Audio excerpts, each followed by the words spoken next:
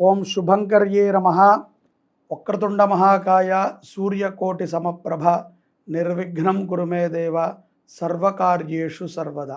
శ్రీ మహాగణాధిపతయే నమో నమః. గురుబ్రహ్మ గురుర్విష్ణు గురుర్దేవో మహేశ్వర గురు సాక్షాత్ పరబ్రహ్మ తస్మై శ్రీ గురవే నమః. అస్మత్ శ్రీ గురుచరణారవిందాభ్యాం నమః. శ్రీ శ్రీ శ్రీ గణపతి సచ్చిదానంద సద్గురుభ్యో నమో నమః. నిఖిల శ్రేయోదాయిని సర్వకార్య సిద్ధిప్రద పరబ్రహ్మస్వరూపిణి శుభంకరీ నమోస్తుతే. ఓం శుభంకర్యై నమో నమః. సింహరాశి వారికి ఆగస్టు నెలలో గల గోచార ఫలితాలను తెలియచేస్తున్నాము, శ్రద్ధగా ఆలకించండి. ఈ యొక్క సింహరాశి వారికి ఆగస్టు మాసములో ఆనుకూలమైనటువంటి సమయమే. ఏ పనిని మీరు అనుకున్నా కూడా పూర్తి చేయగలుగుతారు. మనోధైర్యాన్ని తగ్గించుకోవద్దు. ముఖ్యంగా చెప్పుడు మాటలు వినద్దు. ఈ రెండిటిని మీరు బాగా ఫాలో అవ్వండి. చాలామంది మనకి ఈ యొక్క మాధ్యమాల ద్వారా మనకి రాశి ఫలితాలను తెలియచేస్తూ ఉంటారు. అయినప్పటికీ ఒక్కొక్కళ్ళు ఒక్కొక్క విధంగా చెప్పటము, కొంతమంది గ్రహ సంచారము ద్వారా చెప్పటము, కొంతమంది వారికి ఉన్నటువంటి విధి విధానాలలో చెప్పటము జరుగుతూ ఉంటుంది. ఎవరు చెప్పినప్పటికీ సింహరాశి జాతకులకి నేను చెప్పేది ఏంటంటే, దీని మీద మనం ఎక్కువగా డిపెండ్ అవ్వటానికి ఉండదు. ఎందుకంటే ఒక్కొక్క ప్రాంతము, ఒక్కొక్కళ్ళకి ఆచారము, ఒక్కొక్కళ్ళ గురు పరంపర ఒక్కొక్క రకంగా నిర్దిష్టించబడుతుంది. పంచాంగాలే మనకు అనేకం ఉన్నాయి. అయినప్పటికీ అన్నిటిలో కూడా తిదివార నక్షత్ర యోగకరణములు ఒకే రకంగా ఉంటాయి. ఫలితాలు కొంత అటు ఇటుగా ఉంటాయి. వారి వారి అవగాహన ప్రకారంగా ఫలితాలని రాస్తూ ఉంటాడు.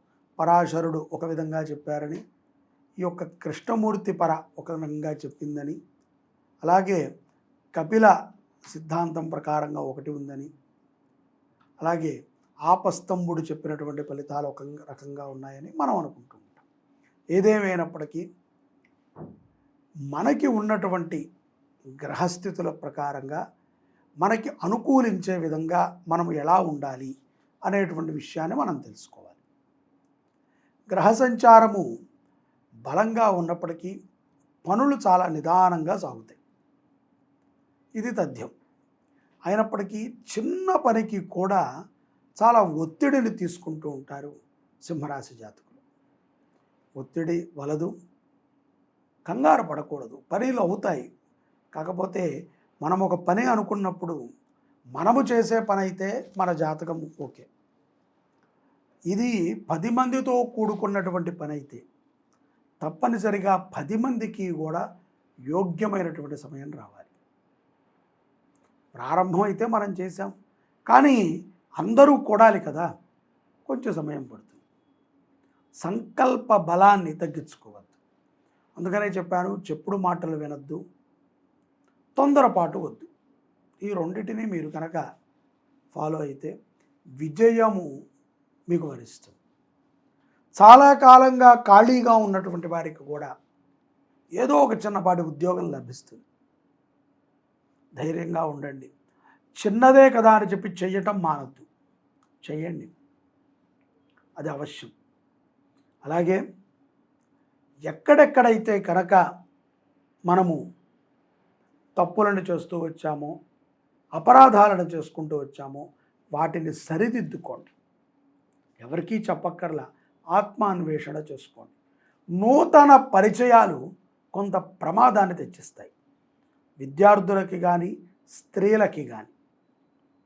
విద్యార్థులంటే స్త్రీ పురుషులు అందరూ వస్తారు, కానీ కొంతమంది ఖాళీగా ఉన్నటువంటి స్త్రీలకి నూతనముగా కొంతమంది వ్యక్తుల పరిచయం అయ్యి ప్రమాదాలని తెచ్చిపెడతాయి.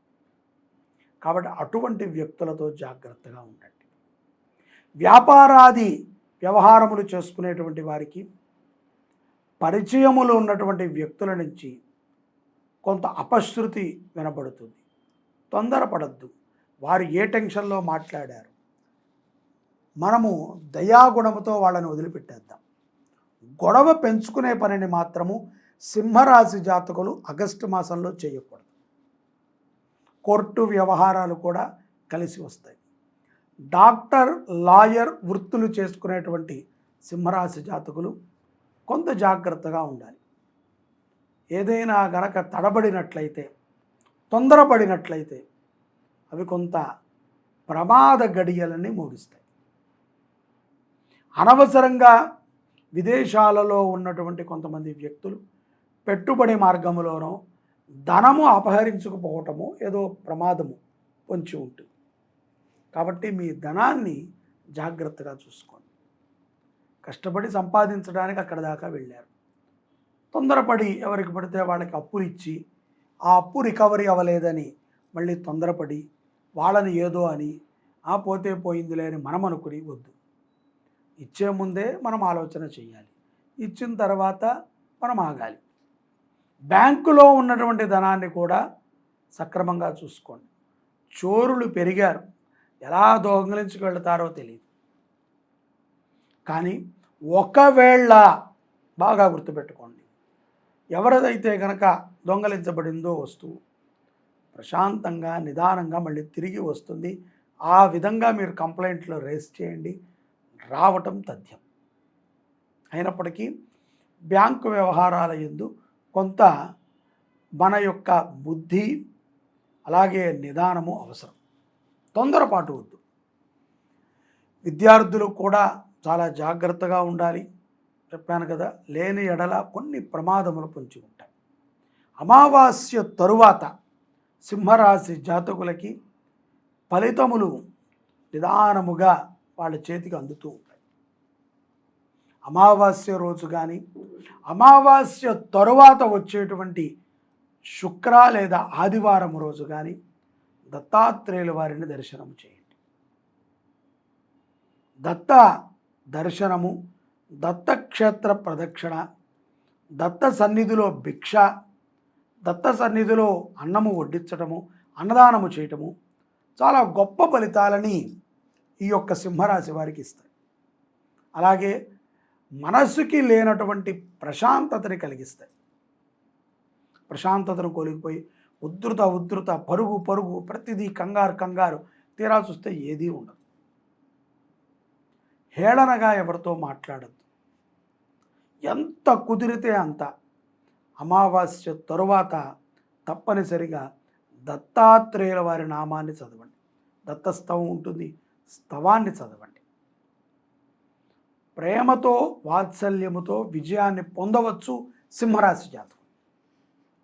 విదేశాలలో ఉన్నటువంటి వారు కూడా దత్త పురస్చరణ చేయటం చాలా మంచిది. దత్తాత్రేయుల వారిని దర్శించడం చాలా మంచిది. అలాగే దత్త మందిరాలలో అన్నదానము చేయడం చాలా విశేషం.